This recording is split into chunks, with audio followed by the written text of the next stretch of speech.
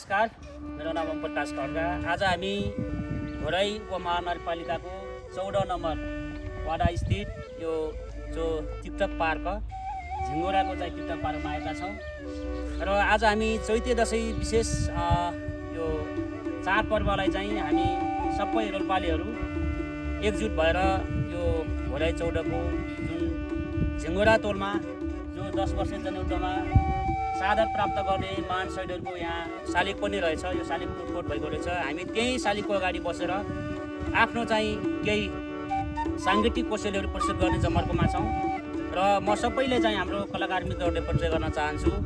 हाम्रो सूर्यबहादुर भुषाल हुनुहुन्छ, यो जो आफैमा राम्रो नृत्य गर्नुहुन्छ र कला र गलाले भरिपूर्ण यो एकदमै चाहिँ गायक हाम्रो विक्रम केसीजी हुनुहुन्छ।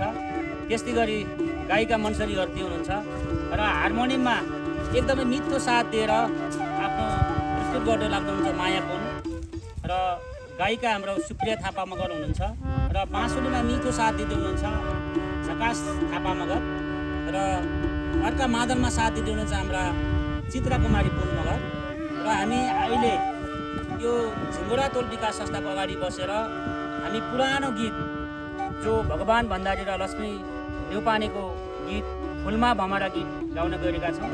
बाँकी चाहिँ हामी यो साङ्गीतिक कोसेलीबाट